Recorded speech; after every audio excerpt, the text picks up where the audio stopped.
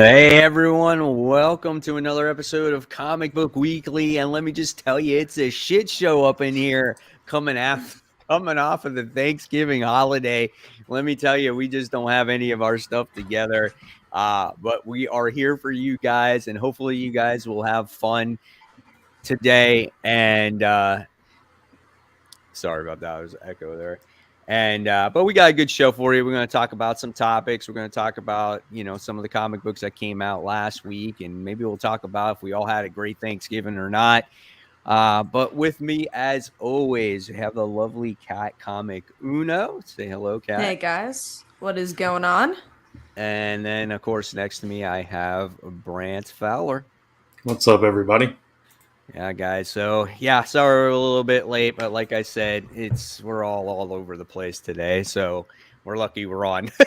I guess I can say that. So yeah, we're running very late for this round. We're trying catching up from the holidays, and I think we took off last week. Getting back to the groove of things as well. But yeah, let's get into the topics, because we actually do have a good amount because of the holiday. So it's 2 weeks worth of news.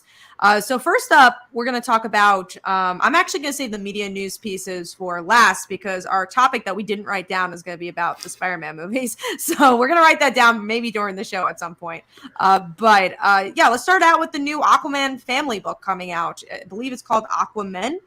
And I'm guessing it's going to be a sequel to the current Aquaman book. It looks like everyone's in it. You got Arthur, you got Jackson. And honestly, I've been liking Aquaman The Becoming. I've been enjoying it. I think it's been a solid book, and I'm looking forward to this. I can't believe I'm saying that about an Aquaman book, but I'm invested. Yeah, I think it's cool to explore the entire family. It's about time, some of those characters got the spotlight, and they've been doing a lot with Jackson and Annie. And it's Annie, right? I think that's her name. Andy, you're right. Yeah. Lately, so yeah, it's cool. I'm looking forward to exploring them a little bit more. Honestly, I really don't have anything to say for it. I've never been an Aquaman fan, and just to come up with an Aqua family book now is kind of weird for me. I'm just like, oh, we got nothing else better to do, but we're going to make Aquaman have a family now. So if it's good, it's good. I find it a little weird, in my opinion. They're trying it all. I mean, at least it's not another Batman book. I got to give it a shot, because it's not Batman. It's so interesting because we're doing our best comics of the year. We do that around December. And I was trying to make up my list for best male characters or whatever. And it was all Bat characters. And I felt bad about it. I'm like, oh, why is it all Bat characters? I'm like, oh, wait, DC's only releasing Batman books. That's the reason why. So let's get into the next topic, which is Brant, you wanted to talk about this. Wonder Woman versus the Justice League. That's the next arc for the Justice League. They're really trying to make you interested in the Justice League, I guess. Yeah, the only really comment that I wanted to make on it is this reminds me so much of that Captain Marvel arc where she fought the Avengers.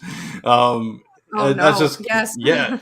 Right. I mean, but I think it's a little bit more involved with that. But the positive that I'll take from it is it's actually repercussions from all that stuff from where she died and was with the whatever they were. I forget what you call the people that she met with, and they were trying to make her part of their, otherworldly. I don't know. From the Infinite Frontier thing. Yeah, exactly. Yeah. So I'm it's cool that there's continuity there, and they're actually trying to do something off that storyline. So. That's all. I'm not excited for. We have a lot of Wonder Woman books coming out. There's this event that's getting ready to come out with the Amazons, and it's just I guess like you said, maybe they're just trying to get you involved with the Justice League. Who's writing it? Oh, I think it's Brian Michael Bendis. Oh, is it? Oh, really? Yeah. Oh, yeah. I'm not. There's no way I'm right. No, it's not happening. Oh, actually, no, it's probably Brian Michael Bendis. I think it's going to be in Justice League. It's going to be a whole arc, possibly. I don't know. I'm not sure. You guys can actually answer in below. I'm not sure where this is happening. They're actually saying Wonder Woman Evolution is happening, and it's going to be Stephanie Phillips, so the person who's writing Harley Quinn. Yeah. So Weird that's not happening in the Justice League book. That's interesting. I just want to say a quick shout out to all the people that are joining the show right now. So welcome to the show, guys. Yeah, thank you guys. We appreciate it. Tevia does ask, do we have too many Wonder Woman books? Yeah, actually, I would agree. I like the Wonder Woman family books. Like I like that Wonder Girl has a book. I know that Nubia has a book. I think we have a lot because of her anniversary. But it's you know nothing compared to Batman. So. Now we just need a Wonder Woman family book. I mean, that's what I'm looking for. I that's what I love to see. So let's get into the next thing. I'm the only one to mark this down, but Luke Cage, you know, we talked about this a couple weeks ago, was getting a book for some event, and now it got canceled before it came out. So it's not being released at all. It's like, why did you announce it then? That didn't even happen that way. But I was reading a little bit about the article, and it said, like, the script was done and it's ready to go. So, like, why not put it out?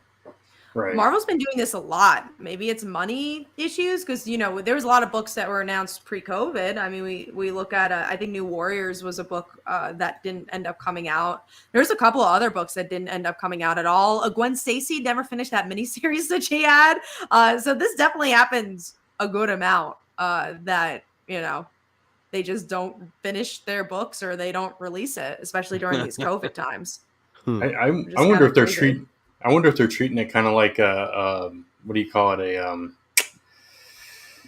a focus group, and like they put this news out there, and it's like, oh, nobody's interested. We're not doing that. They're like, that might be sales are 0, so no, guys. Yeah, right. Yeah, no one talked about Luke Cage, which is crazy because I'm sure there's Luke Cage fans out there, so I'm sure people would want to. I was gonna check out the first issue. Yeah, so weird. I wasn't. So there you go. Not everyone was gonna check it out. There's too many Dark Devil's Reign tie-ins. There is. Spider-Man, I think, has one. Yeah. It's like so many of them. So I like if I'm not, I really am not gonna go out of my way for extra tie-ins. If I'm reading the book, that's the tie-in I'll read. Gotcha. So we have also, speaking of Marvel, Namor and Valkyrie are joining the Avengers. I mean, I love Jane. I don't even think Jane's going to give me a reason to pick up Avengers. She's got to put you over the edge, even if Namor is in it. You got to Namor negates it. You got to love to see what happens because Namor's in there. Yeah, it's a love-hate thing. Come on. If Avengers has been good, I've been like, yeah, I'll check it out. Maybe this will turn the tide for Namor. But Avengers hasn't been good, so I don't think I want to read it. I am going to read issue 50, though. Are you? Yeah. Oh, good luck. The thing about Namor joining is the conflict with him and Black Panther. I always think that's interesting. But I've been burned by the Avengers so many times recent years and recent runs. Volume in particular. Yeah, exactly. And it just, I can't. We'll see. Maybe I'll try one issue. But if it burns me, I'm done. Well, you guys let me know how it goes because I'm not checking it out. So next up, we have Webtoon is getting a graphic novel. So they're releasing some of the Webtoons in graphic novel form. I just think it's cool that they're going to the direct market and expanding their franchise. I keep saying I think Webtoon's going to be a really big part of the comic book industry in the next couple of years. I really think it's a great gateway. So I thought that was cool. Yeah, absolutely. I definitely think it is a great thing. And to release graphic novels, it's just another form of comics getting out there to people to check out and read, So I think it's a good thing. Absolutely. I agree for sure. Tevye asked what Webtoon. I think like Boyfriends was one. I don't remember the exact titles, but I'll put a link to the article so you guys. They said like 12 a year, right? I think it was that they were going to plan on doing. Like I think so, which is cool. I think that's, again, it's interesting because it's not just the comic book market, it's also the book market that's going to read it because it's a graphic novel. So it's not just going to go to the comic book stores, it's going to go to Barnes and Nobles, it's going to go to Amazon. So I think it's a really great gateway for people to read comics, and Webtoon's been doing it right, and I'm happy to see it. Moving on to Gwenverse getting a comic. I think there was like something with Miles that we were talking about last week, and now Gwen is getting a comic. I mean, it's good that we're getting more Spider-Gwen, but man, I don't think I want this. It's not needed though. It's just like it's rehashing an idea that's already happened, right? I mean, Edge of SpiderVerse, and then it's just like, oh, you know, we did it with Miles or with the SpiderMan or whatever it is, and now you got to do it with Gwen, and I just don't. I think it's just oversaturation of an idea, you know. And we already had the bending heroes in that event, right? It was like a year ago. I forget what it was called, but there was like heroes like if you know, Spider-Man was Wolverine. Heroes Reborn. Yeah, Heroes Reborn. Yeah. So we already had it. So I don't know if we need more of it. But hey, I won't say no to Gwen. And I will pick this up. It's gonna be weird. I wonder if it's gonna be like more like a comedy book, you know? If it is, I think that would actually be good. Right. Yeah. I'll try it out, but I'm not super excited about it. So we actually have a $5 super chat by New Type JB. Would you want Al Ewing, to do a big Avengers run? He already did spinoffs like New Avengers, Ultimates, and I do want a lineup that has Monica. I think he's busy. He's doing Venom right now. I feel like you know, don't do Brian Michael Bendis thing where you just take over every franchise. Like, take your time. And it's a big book. It's like if he was not doing Venom, then I would say go ahead. But if he's doing Venom, there's no way he could take on the Avengers and that many characters. And I don't know how many people really enjoyed Al Ewing's Guardians of the Galaxy run. So can he write, you know, a book that really has a lot of people in it, you know, right now? You know, I would like to see those characters also. But in all honesty, I think anybody right now that is better than Jason Aaron on Avengers, because he's just not hitting it to me. All right, well, let's get into the next thing. This was huge news. Honestly, it could have been a title for us, but it's a little bit of old news. But Star Wars is not going back to Dark Horse. I actually don't know what the full deal is. I think they're just making more Dark Horse comics that was like in their continuity. But I think Marvel's still publishing their Star Wars books, so they're like doing both, which is interesting. Yeah, it sounds like maybe they're doing what IDW was doing with the Star Wars Adventures stuff. Yeah, like I think it's exactly what it is. Yeah, so they just switched the license back to Dark Horse for those, I guess. Yeah. I don't know. That's the only thing I can think of. Is it the continuity of the old books, or is it new stuff? If it's anything like the ones IDW were doing, it's outside of continuity. Yeah, okay. It's just its own thing, own story. Yeah. Hopefully, Star Wars fans are happy that it's back there in some regard, even if it's not the regard they want. Yeah, I mean, they did a really good job with Star Wars stuff in the past. So Dark Horse also doesn't have much going on right now, so good for them that they have a big property again. They got Brian Michael Bendis. Yeah. That's true. We might talk about. Actually, I think I'm the only one who read that book this week. I had it in my hands and I looked at it, and you know what? To be honest with you, I'd even look at who wrote the book, and I looked at it. I just looked at it inside. I'm like, no way, I'm not reading this. And sure enough, I heard that Brian Michael Bendis wrote it. I'm like, oh, okay, definitely a good thing I didn't read this then. Yeah, I will possibly. Well, I will talk about it on the chopping block. So that's any determinant of how I felt about the book. That's how I felt about the book.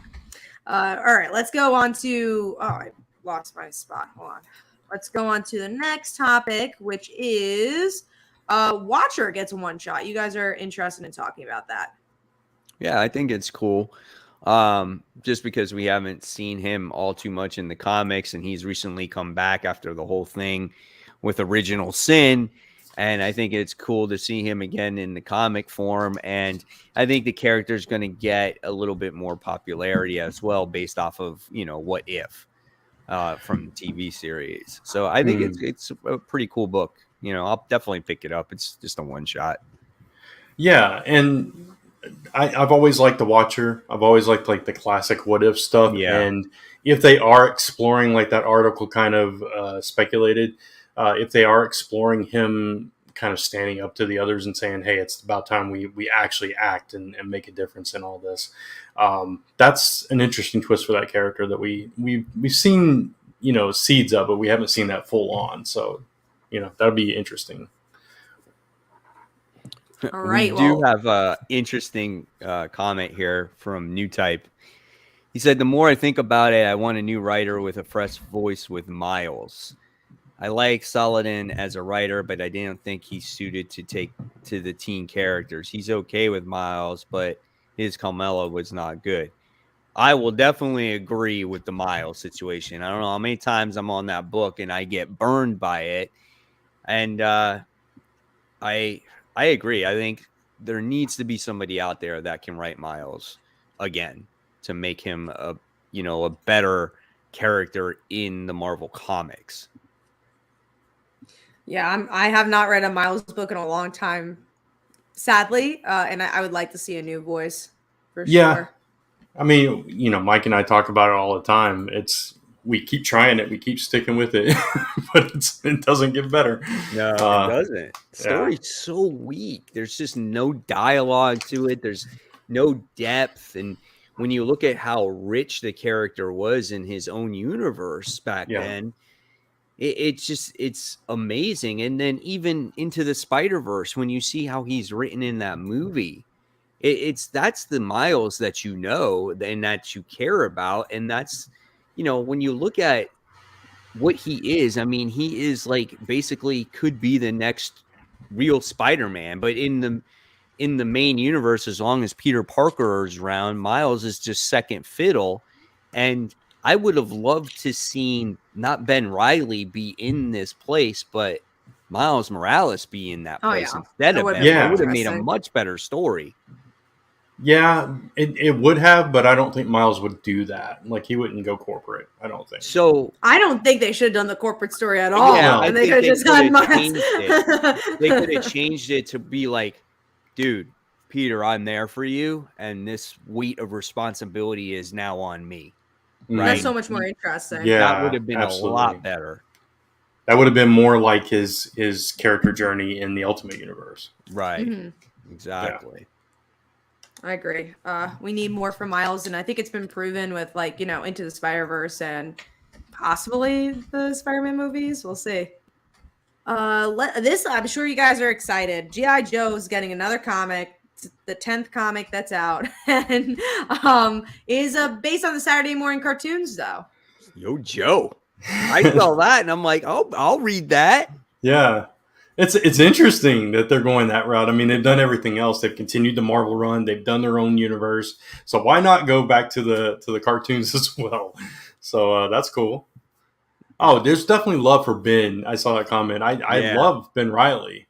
I don't like this Beyond thing. That's all. I don't like his role here in certain parts. Like when he's outside the Beyond stuff, and we'll talk about this week's issue, I genuinely like him. Like there was a good scene in this issue where it's just him and Peter, and I'm like, oh, that was really good. Why wasn't the rest of the issue like that? Right. I like Ben too. I just think there's a character out there by the name of Miles Morales that needs to play a more prominent role. And it's weird because his first appearance his first appearance issue is worth so much money, right?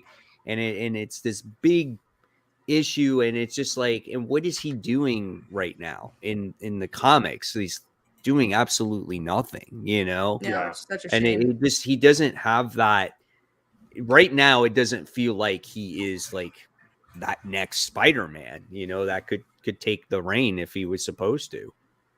Right. New Type says, I want Eve Ewing to do Miles. She's good stuff with Riri. I do remember liking Ironheart the most when Eve was writing Riri. It was a couple years ago, I think, at this point, but I remember liking that arc the most, or that volume the most.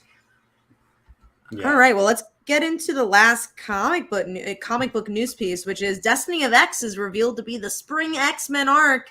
And let me tell you, I think I'm glad I've dropped most of the X-Men books at this point because I don't care. Yeah. So is this like the end of like maybe Krakoa? No, I mean, isn't everything it could be the end of Krakoa? I don't think so. I don't know. I don't know. I want Krakoa to end. Future, we don't see the future, so maybe it's the end of the X-Men as we know it. But it's one possible future, right? That's kind of what they tease, one of many, right? Yeah. We'll talk about X-Men later, maybe. I don't know. Will we? Well, I didn't read it, but maybe. Oh, I read it. Which X-Men book? The regular X-Men book? Yeah. Which one? X-Men. I don't think I read it. Okay, maybe we won't talk about it, which is fine with me. So. That came out last week? Yeah, I think so. Yeah. Well, you know what? Maybe I didn't get it. Maybe that was the issue. Maybe I was missing some books last week because I remember I didn't get the X-Force Kill Shot issue. And yeah, that was the. I didn't get that either, but on purpose. Yeah, and I think the X-Men book. I think there was a couple Marvel books that we did not receive at the shop last week, so that was it. Mike Manhattan mentions Kyle Higgins could write Miles Morales. Yeah, I think that'd be really cool after seeing what he did with Darkhawk.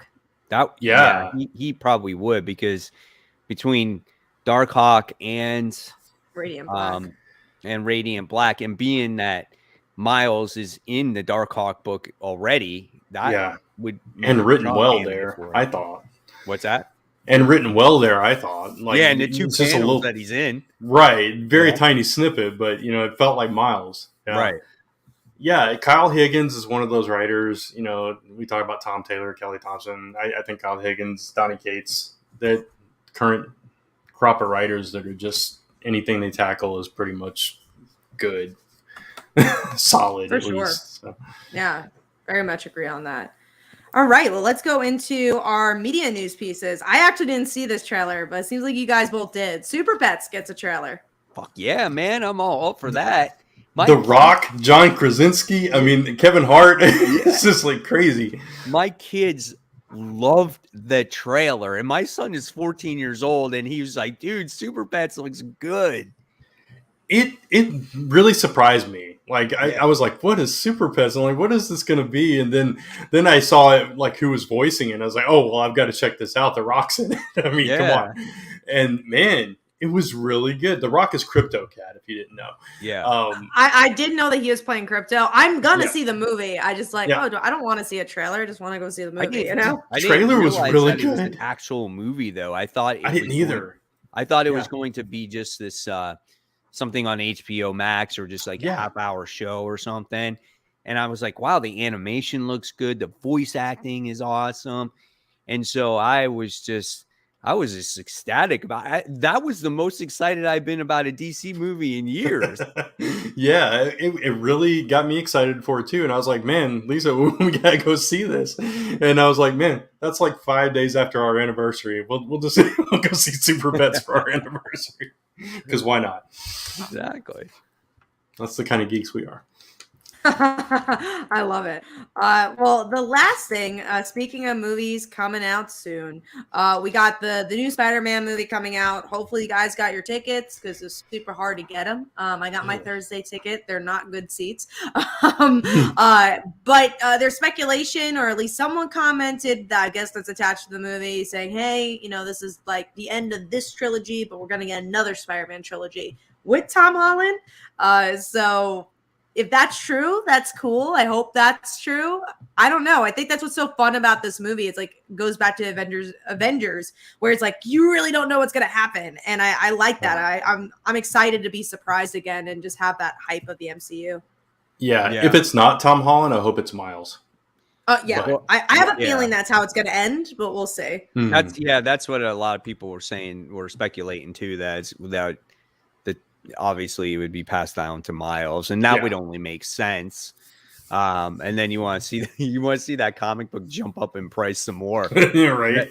That book would go flying if he actually makes it onto live screen. But if Tom Holland's in it for another 3 movies, I'm absolutely fine with that, because I think he plays a great Spider-Man.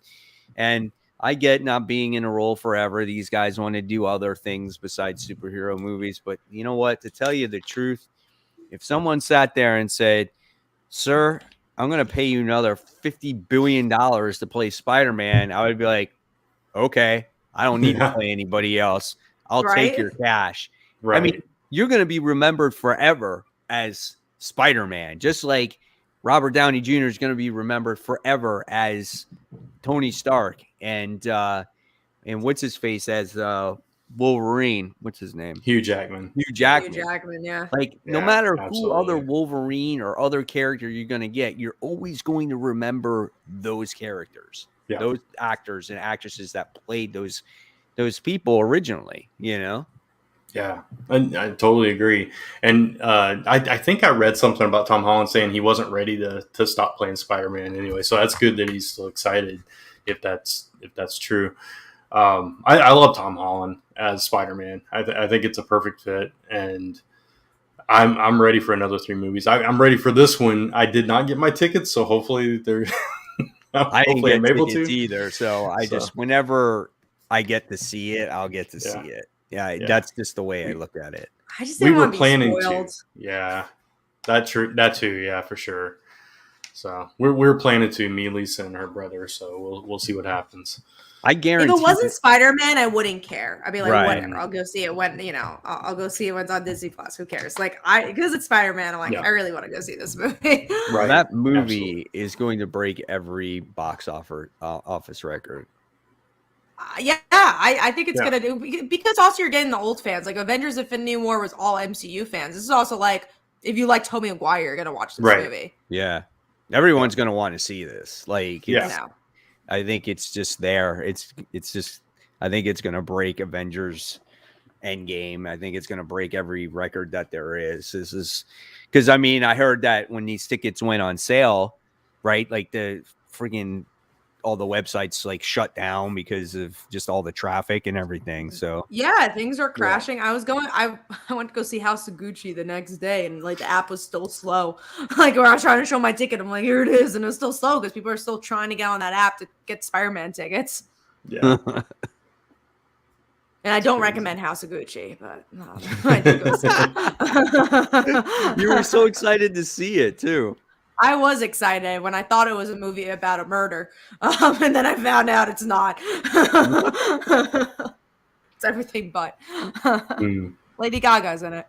That's actually all our news, though. So we are going to move on to the comics, unless there was something else we wanted to discuss. Hawkeye came out this week. I saw the first episode. I didn't get to see the second, but did everyone see it? I saw both episodes. The first one. I saw the first one. We can talk about the pilot then. Yeah. We can talk about that, and then I'll plug my Kickstarter if that's okay. Oh, yeah, and your Kickstarter, obviously. Just because you don't have one, Ken. You know? I'm teasing. When you're right, you're right. But yeah, speaking of Hawkeye, I wanted to actually see this show because I really like the comic, and I love Kate. And I really liked the show. I thought it was really solid. The only reason I didn't see it was just, honestly, time. I want to watch it with my family, and to get everybody in one room is pretty hard. So it's going to probably we're going to have to probably binge watch it like during the Christmas break, which I don't mind.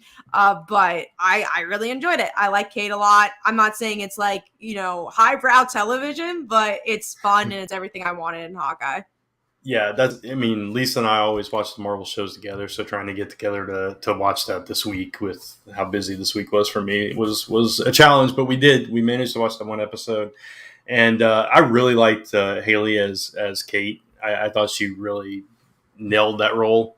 And the way that they addressed the stuff with Clint too, with him dealing with the loss of his friends, basically, and losing his hearing on top of it too. They touched on all that stuff, pulled stuff straight from both runs, and I thought it was a really solid first episode, and I can't wait to watch more. No, yeah, I love that. I mean, I watched the first and second episode, and I watched it with my wife and my daughter and my son, just because I knew it was going to be a Marvel show that we could all watch. And my daughter really liked Kate, which was really cool. And in the second issue, you get to see that relationship develop more between Kate and Clint. And the second episode for me was even better than the first. I really enjoyed it. That's what I hear. Yeah. Awesome. It's just a fun watch, and the dynamic between those two characters are so good. And I just love seeing Lucky, the pizza dog, in there, and so many things that are in that show that just reminded me of that Fraction run. I mean, even the artwork, like it was mentioned, like at the beginning of the episodes, you know, the intro is just right there. It's spot on. You got the bros, you know, and now me and the household are just sitting there, you know, always going like, what's up, bro? Bro, what's up? I'm like, Ashlyn, bro, go pick that up, bro. And she's like, okay, bro. 10-year-olds going around saying, bro. But it's so cool, man. I love this show. This could be, you know, we'll have to wait and see, of course, but this could be the best show that Marvel has put out so far, you know. I'm interested to see, especially side by side by WandaVision, though. Like, will it be better than that? Because that was so good. I think that the mother is Madam Mask, right?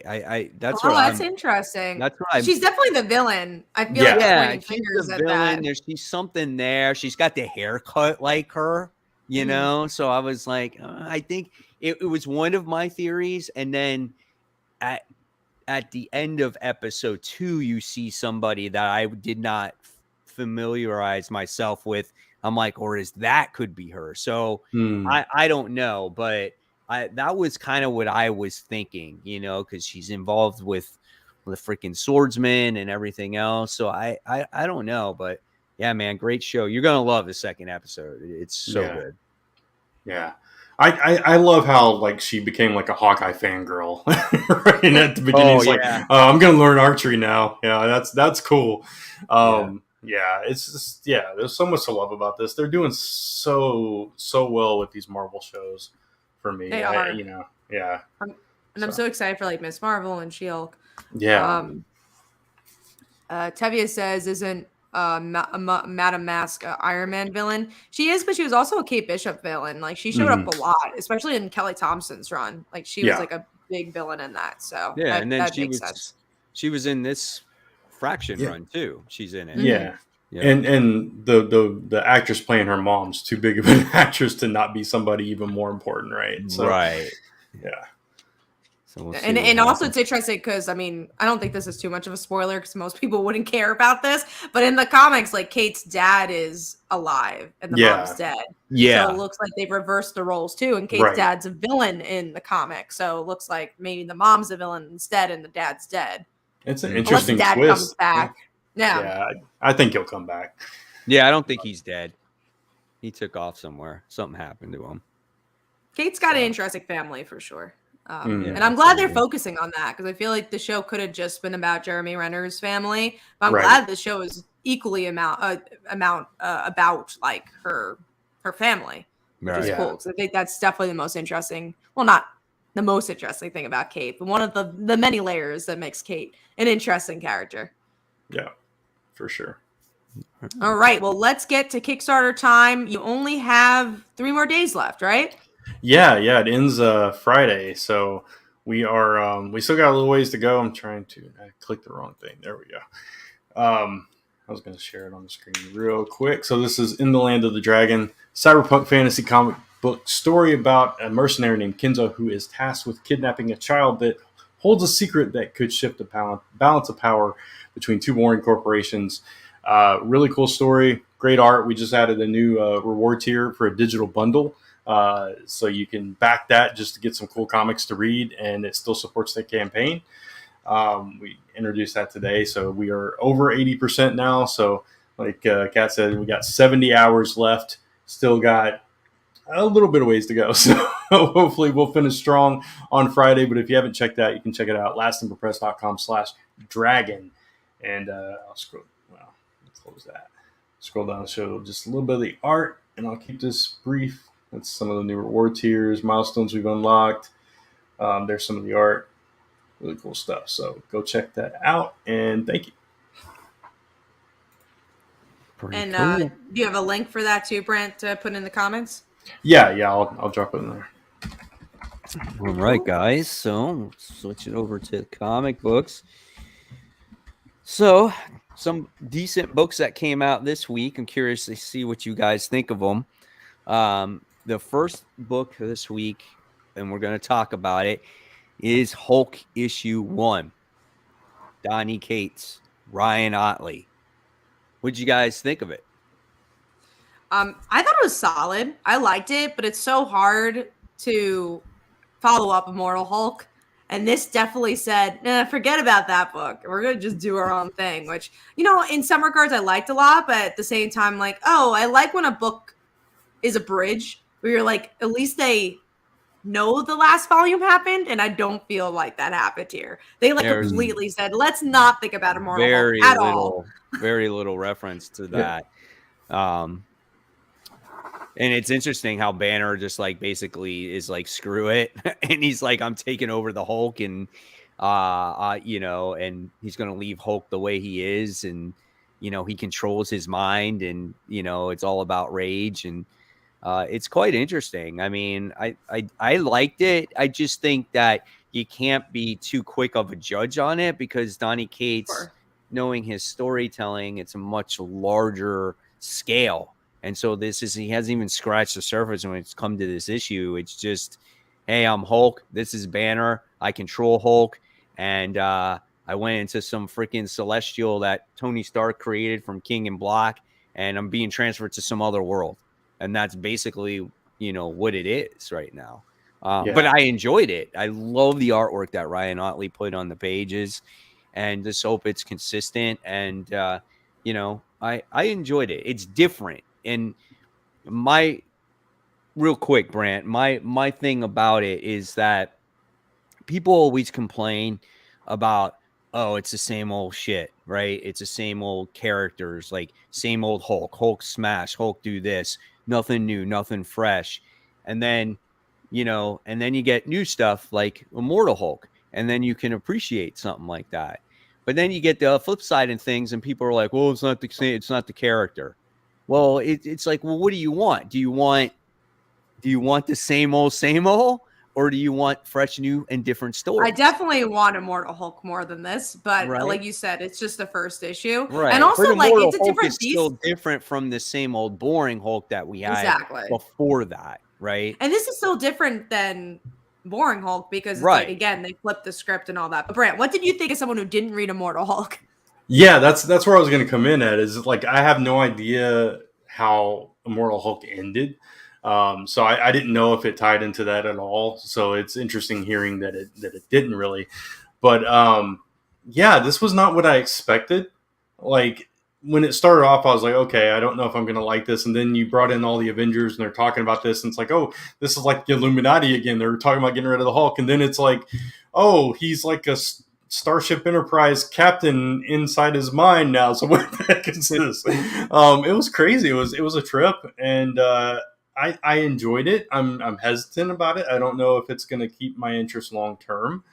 But I've learned that I do like Cates' long games more than his initial starts. So I'm going to stick with it, and hopefully he takes me on an interesting ride. But it's definitely not what I expected, for sure. Right. Yeah, I agree. I mean, like I said, we don't know where the Hulk is going to end up because Tony Stark made it a thing to say, don't go through there. We don't know what's going to happen. Yeah.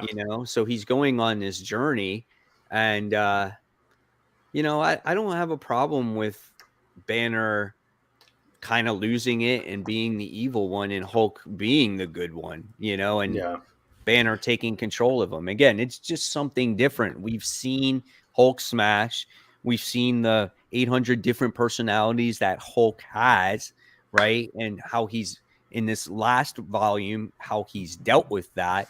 Now we've get to see him as a character where he's just over it, Yeah. And I think he's just mentally, he's broken too. I think he's just over it. So it's definitely a different take. I do like the flip where from what I do remember, like there was a trunk and somebody was like Banner was in the trunk and Hulk was in the trunk and all this stuff in the trunk. And now he's got the Hulk locked in this thing, Oh, that was Amadeus Cho Hulk. Remember that? Okay. Yeah. Okay. So I thought that was a nice, like little flip on things that he's kind of locked away the monster. And so that's not going to end well, but it's interesting. Right. Tevi is like, we've done Evil Banner before. And he goes, I missed the Immortal Hulk. The problem with Immortal Hulk is he even said the Immortal Hulk ending was confusing, but I miss Immortal Hulk. So what happened with the Immortal Hulk towards the end, it did get too like crazy, too convoluted, like I agree with that. Too much. Like Al Ewing just made it so far out there to where it was like, wow, like I don't even know what's going on anymore.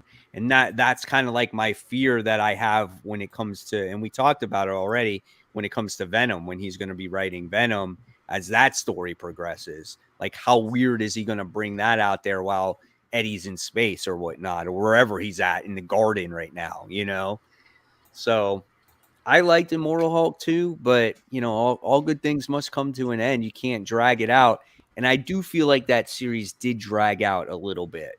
A lot of it. I think it should have been 30 issues. I think it was like 20 issues too long. But yeah, definitely willing to give this a chance. It's a great all-star creative team, and I liked the issue. I didn't love the issue, but I liked it. Yeah.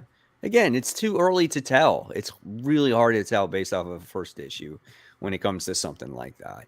You just got to trust in Donny Cates' writing and see where it takes us from here. I dropped Thor in the beginning, right? I hated Thor. Yeah. And then I picked it up again, and I was like, oh, it's getting good. So, like, you know, it's a slow burn his writing for sure. Sure. Absolutely. All right, let's talk about the next book. And I was shocked that this book was as much money as it was. Was it? How much was it? I just kind of picked up my books. It was $10.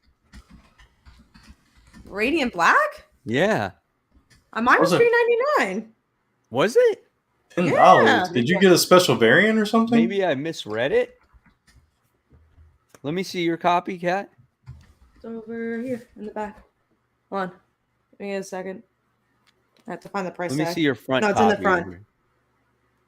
Oh, you know what it is? I got this one. I'm sorry. This is the Blacklight edition. Oh, you get the Blacklight one. Okay. That's what it was. I forgot all about that. We talked about that when they announced it. Yeah. That's right. The $10 book. Let me tell you. I hope it was worth your $10. Reading that shit in a Blacklight though, that was crazy. Like was it? How I found out was like I didn't have a Blacklight, but my daughter, we put LED lights in her room. So I put on the purple lights that she had, and so it lights up the comic in there that way. And so I read it, and the book just takes you to a whole other world, man, just like the issue does in there, you know, when you're reading it. And it's just like, wow. It was so awesome to do it. And just, it took you in a different dimension. That's where Nathan wound up going to try to get his best friend back, or Marshall to try to get Nathan back. And I loved it. And I loved the emotion in this book towards the end as well. And it was just a great read, man. I really loved it. Talk about a trippy book. Yeah, this was trippy. No, go ahead, Kat. No, go for it. Go. No, you started a thought, so go for it. I thought the beginning was a little slow because I'm like, it's so on the nose of the existentialism, and then once you get to the end with Nathan and Marshall, and especially Marshall and like his feelings about himself, I'm like, oh, that was good. Like I like that it built up to that. So it took a little while for me to like, get into it. Yeah, it was definitely a build up. Also the art was like, even without the black light, it was just so freaking good for this issue. Yeah, I love like the use of negative space in some of those pages. That was really, really cool. And the way that the lettering, like when they went into that tunnel thing, the lettering was like upside down and sideways and all that stuff. That was visually is pretty cool. But it was I was a little, I don't want to say bored with it, but I agree with you, Kat. It was a little bit slow when it started, and some of those places in the middle, I was like, okay, you know, I get it. I want to get to the end of that part. Yeah. But see, if you're tripping on a black light while reading it, you're in a whole different dimension. You know? You're already in a different dimension. You're just like appreciating all those oranges and everything. They just like really pop when you're reading it. And I'm like, okay, this is cool, man. I like this. So yeah, it wasn't a bad book. But now, you know, it looks like we getting our main character back, and what's going to happen now with these two, Who is the main character of this book? That's the real question, which I love. Yeah, exactly. All right, cool. So awesome book. So let's talk about our number 5s now. What was your number 5, Brent? Hulk, which we already talked about.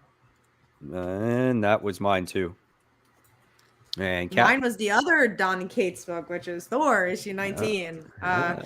Yeah, this issue, I like the ending. I like where we got to. Like, I liked where it's like, okay, someone has gotten the hammer and things are wreaking havoc. I thought there were some parts that were a little slow, but I like the character beats overall. I like Thor and Sif. I like Thor and Odin. It's a pretty good issue. Not the best issue of Thor, but the setup, though. Yeah, it was a good setup issue, and it was a good cliffhanger. Listen, I liked it. I really enjoyed it. I loved how Nick Klein was back on the artwork. Yeah, art was great. And I just love the setup. I mean, you get a little bit of how Mjolnir was created. You get a little bit of something really bad happened towards the end of it, and somebody is in possession of the hammer now, and we don't know who that is. And whoever has that hammer, that's a pretty bad thing. Is it what they showed in that first story arc where it was Thanos that had the hammer with the stones in it? Maybe. We don't know, but this is going to lead to something very big, in my opinion. So I'm looking forward to it. Yeah, I liked it. I didn't love it, so it was a little bit lower for me. But yeah, it was like it started off really slow, and then there wasn't a whole lot of progression. And then it's like I feel like we've done all the dwarves are dead before in Thor and years ago. So I don't know. Hopefully it goes somewhere stronger for me. As you know, sure. I've enjoyed the series, so I'm sure it will pick up for me. My favorite part was the Lady Sif part. Yeah. Where she is questioning him, and he's just like, should you turn in your sword? Yeah. She's like, no. Because he means there's some serious shit that's going to happen. So that's I think it's going to be good. All right. So let's talk about Kate Bishop, Hawkeye, issue 1. I wasn't a real fan of this book. It was disappointing in the fact that Kelly Thompson's book was so good. And this one, I felt like I like the premise. I like the sister. I was like, oh, that's interesting. It's cool that it's back in New York City. It has potential. But I didn't like the voice. I didn't feel like it was Kate. Like the dialogue work was not strong. I still will read it. It's Kate Bishop. I'll continue to read the book. The artwork was okay, and I think the concept of the book's really good. But I didn't love the writing, honestly. Go ahead, Brent. I'll say this. This was the last book I read. I read right before we came online, and I kind of rushed through it. So I didn't get that vibe, though. I actually really enjoyed it, and I did feel like I heard her voice there. Obviously, I have an affinity for Kelly Thompson's run. That's my favorite version of Kate. But I thought there were notes of that here, and I liked the reasoning for her to go back home, and the whole thing with the sister and the flashback and all that and the weird stuff going on at this resort. I thought that was really interesting, and the way she described it was like zombie Clue. I'm a big Clue fan, so that was cool to me. So I like that little nod, and I'm always down for a good mystery. So I actually really enjoyed it. This could be a title that I might like as it goes on. I'm not going to drop it in any way. I think it's really bad. After watching the show, my expectations for reading this comic were really high, and I did not capture the same excitement after reading this. Not saying it was like a horrible comic. It just wasn't what I expected, I guess. Right. But I will continue it. I'll see where it goes from here. I wasn't a huge fan of like the whole resort thing personally. And it was just like, oh, look at where my kid's gone. Come rescue my kid. You know, I was like, okay. I'm like, all right, we'll see where it goes. It's also a very mellow premiere. Like, you want an issue 1 to be striking, you want it to be memorable, and this was just like, felt like an issue 5. Just felt like, okay, it just seemed like she was there. You know what I'm saying? Like, no excitement at all. But it again, I will continue it also because same thing, like you, like you, Kat. Like I like the character, and I do want to see, you know, the progression of the book if it does get better. All right, so we'll just jump in right to our number 4. So we'll go to Kat for your number 4. And it's Hulk. We already talked about it. Well, and Brant, Radiant Black. We already talked about. Wow, that's so funny. And what's my number 4? I don't remember. I also only read 7 books this week. Oh, this is one that you guys. This is one that you guys won't read. This is Gunslinger Spawn issue 2. So, I saw there's a lot of toilet stuff going on from the it's literally the last 2 pages of the book of when that takes place, and it's hilarious. But the overall issue is actually really good. There's, you know, if you like Brett Booth's artwork, and I know, Kat, you don't like his artwork, I love it because I think it has so much energy on the pages, and he goes into detail, and he brings life to these characters. And with Gunslinger Spawn, I feel like he's just a badass Spawn, man. It just almost reminds me of the Punisher. He's more of a realistic like character, where Spawn is more godlike or stronger. And this guy is trying to protect the boy that he's been teaming up with, right? Against his own father. And his father's been doing these deals with these demons and these angels. And it became a very sad outcome at the end of the comic book. And it looks like this young boy is going to be teaming up with Gunslinger Spawn, kind of showing him the ropes. He's like, he's going to be like a father, maybe a father figure to him. And again, he was like, he found the toilet inside the freaking house at the end. He's like, what is this? You know, he's like, why do you have an outhouse in your house? And he's like, and where does the shit go? You know? And he goes, it goes down the pipes and into the, into the sewers. And he's like, the government collects your shit. And it was so funny. It's just a really funny scene there, and really good book overall. So I'm really enjoying this Spawn volume. I think I actually like this as of right now better than the original Spawn series. Wow. Damn. There you go. Yes. All right, so that was my number 4, your guys' number 4, and so now we're going to talk about Robin issue 8. So, what do you think about this issue? I think this was a really quick read, in my opinion. It was. I really like this issue. Like, it's everything I want from an action issue. Like, there's some really good action between Connor and Damian, but at the same time, it was building mythos. It was building like what's going to happen in this story. It's just a really well done issue. This is definitely one of my favorite series on stands right now. Yeah, absolutely. I love like Robin's whole, and I may be getting. I read the last 2 issues back to back, so I may be getting some stuff mixed up. So I apologize for that. But, I kind of love his whole character journey throughout the series, and kind of coming to terms with really finding himself through this tournament and finding his purpose, kind of, especially, trying to win this thing just so he can defeat everybody. And of course, the reveal of who Mother Soul is, too. So, yeah, it was good. It was a good issue. Quick read. I remember I was like, man, that's it. I wanted... Yeah. The sad thing about this book is that I wanted to read more, and that was unfortunate that it ended so quickly. I loved seeing that fight. I loved the stare down in the beginning, like they were standing there for like an hour, right? Looking at each other. Cool. Yeah, that was fun pretty scene. Cool. Yeah. Mike Manhattan had a question. Gunslinger sounds like Lone Wolf and Club. Is Haunt connected to the Spawn universe? So supposedly Haunt is coming back in the Spawn universe because they showed him make a reappearance in one of the Spawn comic books. I think it was in Spawn Universe. So he was in there. So I think you'll be seeing the return of that character sometime soon. All right. So that was the little bit of the Robin discussion. Unfortunately, not too much to talk about there because there really wasn't a lot that happened, you know? It was just a good issue. Yeah, it's just like, but it wasn't like a plot progression issue too much, which is okay. Like, I just thought it was a fun issue. You do get to see the monster kind of at the end. True. Yeah, and Connor Hawke, it was at his third life, so like, what happens with him now? Mm-hmm.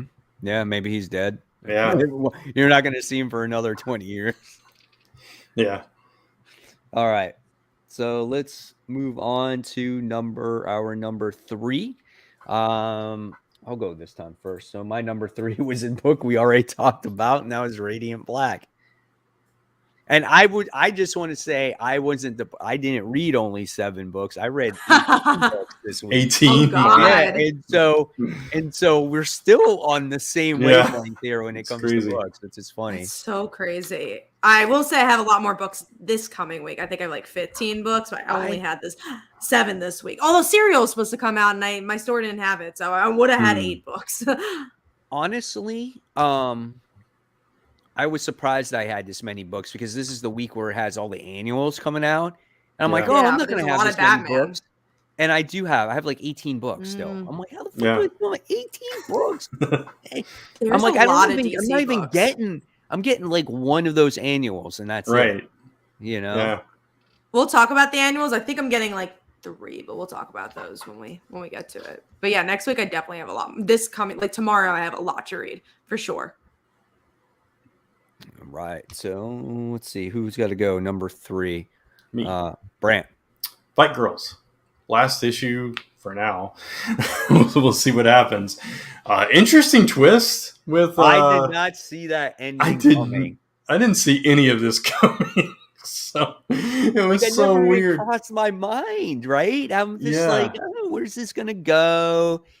And then I'm like, that king is pretty nasty, man. The king. Oh, Cat. So I saw the one panel from Mike, so I know a little bit what happened, but not much. Yeah. So they had to see if the queen was compatible. So they strapped her to a stirrup chair and was like, all right, receive your king. It's like, what? And then the twist comes, and it turns out that she's working with Eye Patch Girl. They were hired together to do this, to kill the king. And that's kind of what the story was. And they escape and get paid a lot of money for killing the king for the former queen. I'm glad there was a twist to it. Because, again, I remember that first issue. I'm like, oh, this is weird. Yeah, so I'm glad there was a twist. It's crazy because they were put in that tournament, you know, for them to to win this tournament or get to the final 2 and then kill that king. And it just, for both of them to be in the finals, it was quite interesting. Yeah. But that ending was great. I'm like, holy shit, they're friends and they work together and it was the queen that wound up paying them, right? Because she was the former queen, the original queen who wound up wanting to kill that king. Because that king, Rufus is his name, was this big, huge, nasty.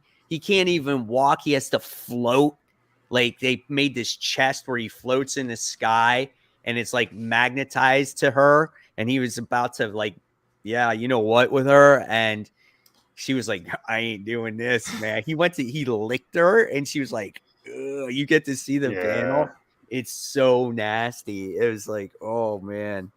But it was such a good issue. I really liked it. And it was a great ending. It wasn't just some cheesy ending where it was just like, oh, predictable, really nice little twist there. Yeah. So we do have also a question from Mike Manhattan. Do you think Marshall, I think his name is, will resign as Radiant Black, or will he stay as Radiant Black? I think he's going to stay as Radiant Black, and we'll get like a Green Power Ranger moment with Nathan, and then he'll become a different person. That makes sense. Yeah, that makes total sense. I mean, I think that whole issue is about like, oh, I'm not enough. They're not going to be like, oh, no, you're not a superhero now.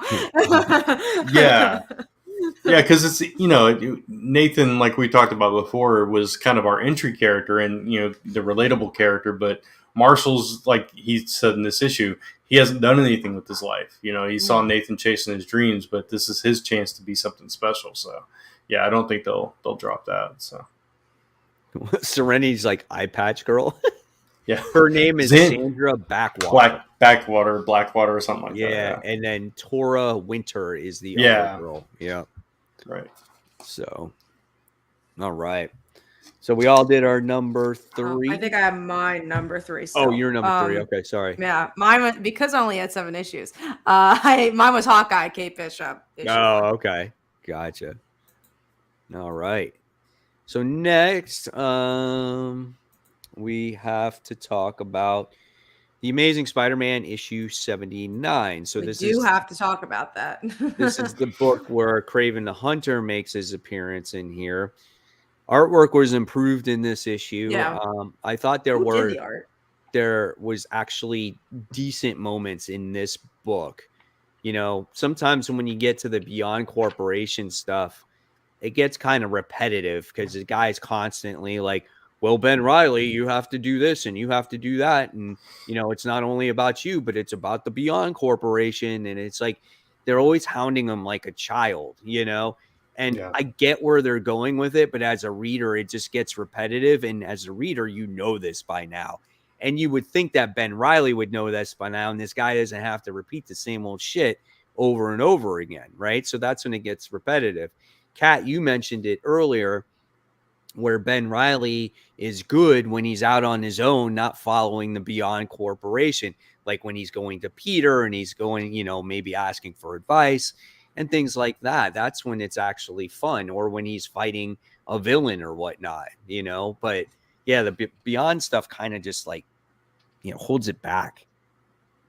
Yeah, the whole corporation stuff bores me so much. Like, we've done this with Spider-Man before, didn't quite like it. So just seeing this with Ben Reilly instead, I'm like, I don't care. But yeah, when it goes back to the hospital and when it goes back to character work, I'm like, oh, okay, cool. This could be good.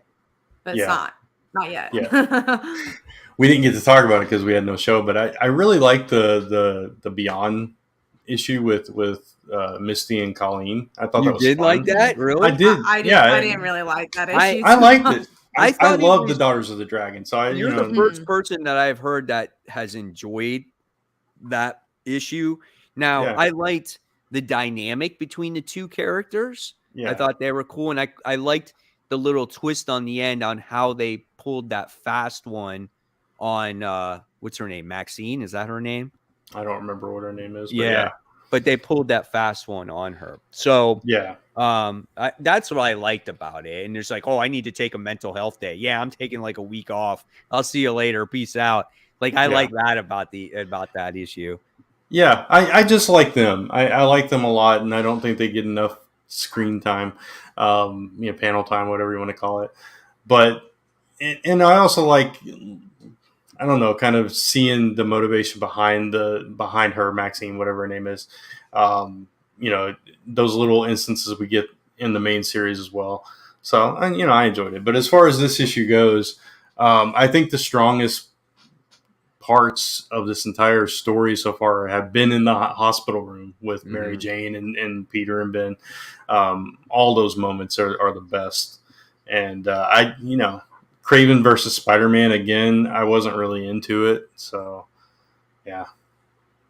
I like when we were talking about it. I think, I don't know, was it you and I? When we talked about the last Spider-Man issue when Black Cat was in the hospital room. That was cool. Her and Mary Jane. I'm excited for that annual, or whatever it is, like that one shot. I'm like most excited for that because there's nothing coming up from Spider-Man where I'm like, ooh, I'm excited. Right. Do you know a shame. Do you know the Goblin Queen or Queen Goblin or whatever she is? Mm-hmm. I know who she is because on the design variant, it says who she actually is. I heard. Oh, really? Yeah, they spoiled it. Yeah. Oh no. Yeah. So it I says didn't who see she this. is on there. Yeah. It says it on the top left-hand side. And I'm like, dude, how did I miss that the first go around when I looked at the image, right? Yeah. So when you when you see the name, you'll be like, really? And it's just like, man. Oh, no, I'm disappointed. I don't even know who it is, and I'm disappointed. It wasn't very interesting. Yeah, I was like, oh, who cares? Yeah, well, just tell me because I'm gonna look it up. So Serenity's like, ooh, spill the tea, Mike. Yeah. So I don't know if anybody else wants it spoiled if they don't know. So okay. I'm not. That's cool. We'll tell you post show. Right. I'll probably find out before then, but that's cool. Just all you got to do, Serenity, is look on the design variant of that issue, and you'll see it on the top left-hand corner on who it is. So, all right. Really? So, yeah, exactly. Okay. Okay. Yeah. Out of all, it was a very random character. Why? Yeah. Wow. Okay. Interesting. All right. Let's jump into our number 2. Kat, what was your number 2? Mine was Radiant Black. We already talked about it. Brant? Mine was actually Hawkeye. Nice. On purpose, Kat. And mine was on purpose. Oh, nice. It really is. Everyone has the same picks. All right. What was your Mike? Thor. Thor. Okay. Yeah. And then we talked about Fight Girls, so let's talk about the number 1 book. Well, mine was Fight Girls. And Kat? Mine was Robin. Okay.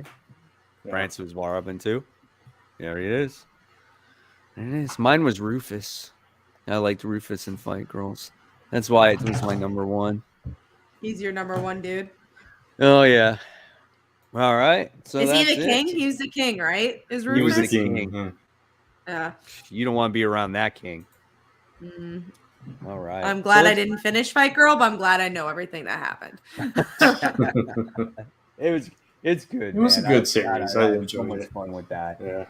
All right. Let's talk about the books that we're thinking about dropping. What's going on? The Chopping Brock? Chopping Brock? Yep. For me, I read that Black Panther issue 1 book. I'm not reading issue 2. That's a shame that Black Panther hasn't been able to nail it. I'm not saying it was a bad story. It just was not for me because I'm not rich in history when it comes to Black Panther, but it was just not. I felt like it just wasn't a great jumping on point. It was like too wordy. It was boring. There wasn't action. It seemed very political. There was 2 people in love that shouldn't have been in love, and one person got killed. And I was just like, oh, I don't care. I just don't care. So that's why I was like, I'm not reading this. Now, and if you liked it, that's great. It's a book that just was not for me. So that's what I'm dropping. And then what's this one? Joy Operations is the Brian Michael Bendis. The Brian Bendis from Dark Horse. Yeah, it was kind of the same thing we've seen with Brian Michael Bendis' previous books, which I was actually surprised because I thought like less was on his plate because we haven't, he wasn't doing Superman. I'm like, oh, this might be like old school Brian Michael Bendis, and it wasn't. So just to let you guys know. Brant, what issue was that Spider-Man book with the Amazing Spider-Man book with the Goblin Queen? The Queen Goblin. Queen Goblin. I have it open. 80? Because I closed it. 87? Where is it? They don't actually have it's February. So whenever it comes, it's a February issue. That's all I got. Why does it not say? That's weird. Yeah, it doesn't say the issue number. I want to say it's issue 87 or 86 around there. Because it's going to be a 3-part story, and it goes to like issue 90. So I think that's such a shame. Yeah. I was actually like somewhat looking forward to that, and I'm like, oh, never mind. You should have never spoiled that. They probably didn't even realize it. I bet you they didn't even realize it when they. I don't think they did. Yeah, because I don't think they would have because they tried teasing it. Just like, oh, 88. He's bigger than Green Goblin. 88. 88. Okay, so I was close. I was right there. All right, cool. All right. So let's go to Brant. You're going to talk about books that we're looking forward to coming out tomorrow or today. Yeah.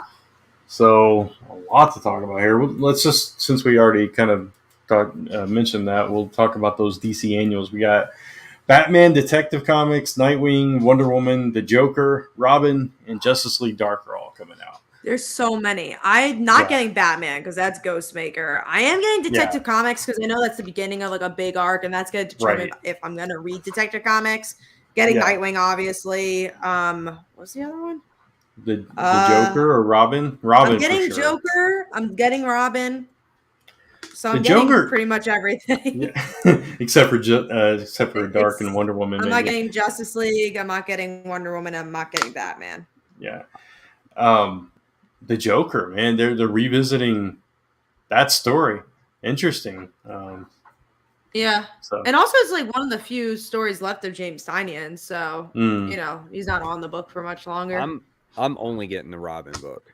Yeah. Only Robin out of all the Nightwing? No, not even Nightwing. I can't. I don't want to spend $6 per issue. Yeah. It's crazy. Like if these annuals were $4 an issue, that's a little bit different. Like I could buy something else that I might enjoy more than an annual book that I'm taking a gamble on. Right. Like when I read Robin and I was like, oh, they're going to be touching on the characters that were in the tournament. Right. I want to know about that. Exactly. Like I want to know about Flatline. I want to know about Respawn for sure. You know, so I'm definitely picking that up. Detective Comics, it's going to be a lead into the next story. I don't care. I'll just wait until the first issue of the story arc. I'll pay a couple dollars less or whatever it is. And it is what it is. Like I said, without all those annuals, I'm already buying like 17 or 18 books next week. It's 17 books. Also, Batman Fear State comes out tomorrow. So the Batman annual and Fear State comes out. Yeah. So I think Fear State's the other one I'm getting because it's the it's the ending. It's the ending, yeah. So I think I'm getting that too. I'm gonna get that. I mean, Nightwing, it's Tom Taylor, so I'm like, okay. Joker, hope it's good. Yeah, I'm on the fence about the Joker one. That Nightwing and Robin are solid. You know, the Joker was the third one I was kind of thinking about.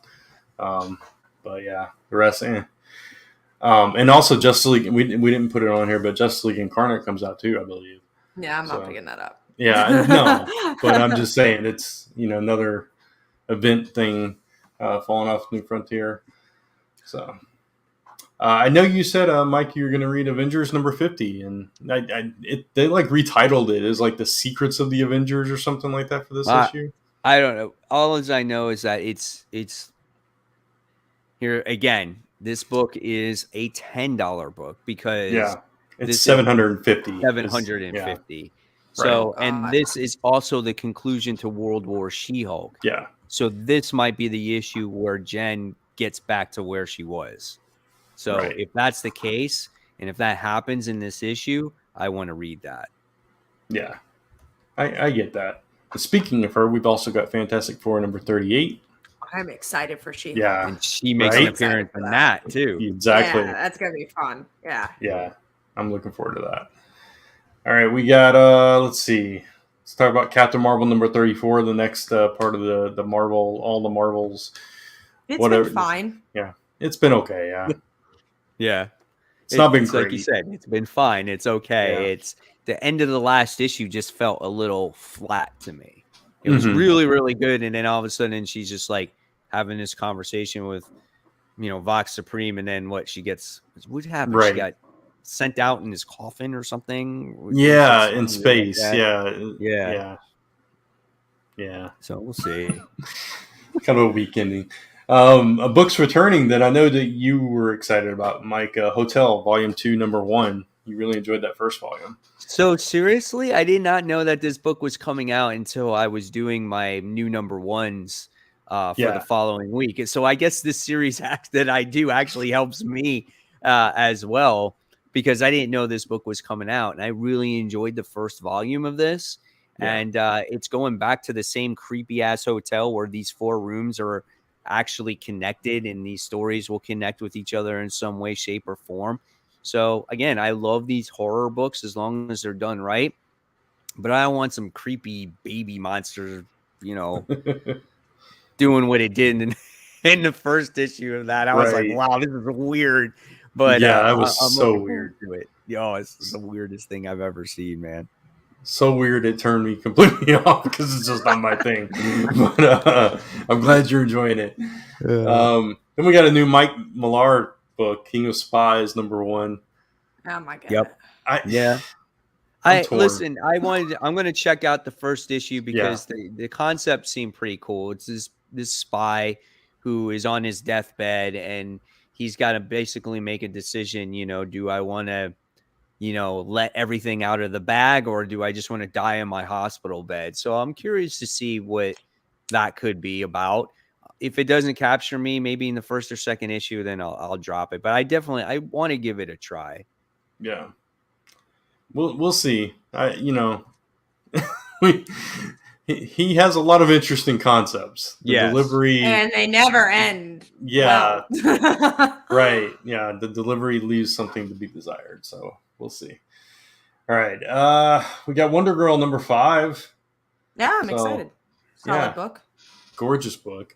Yeah. At the very least. Pretty crazy cliffhanger. Like she had to make a decision to stay in, in the man's world or go back to Themyscira, and obviously it's leading to a much bigger event in the future. So I'm looking forward to that. I always look forward to that book. Yeah, absolutely. All right, now we're getting into the stuff we all enjoy. We got Firepower #18, which the cliffhanger was good for that one. Yeah, the cliffhanger was supposed to be like a bigger size book or something really big is supposed to happen in it. I must have missed that. If I remember reading what at the letters page, I think it was supposed to be a big, shocking. $3.99. So it's normal. I don't know if it says the page down here. Let's see. Go on the League of Comic Geeks. League usually. of Comic Geeks, it will tell you. Yeah, major turning point for the series. You have been warned is how the solicitation excited. Ends. So yeah, I love that. Yeah, so that's cool. That's something to look forward to for sure. Absolutely. And Darkhawk. Yeah, I can talk. Darkhawk #4. I don't know why that was so hard for me to say. It's been such a solid book. It's been good. So speaking of Miles Morales, we'll get to see now if he's more involved in this issue, right? Because he's the one that rescued Darkhawk at the end of it after he got his hand chopped off. As we got to see that, and there, it's kind of weird and wonky like battle scenes that happen in this book, but the overall story has been really, solid.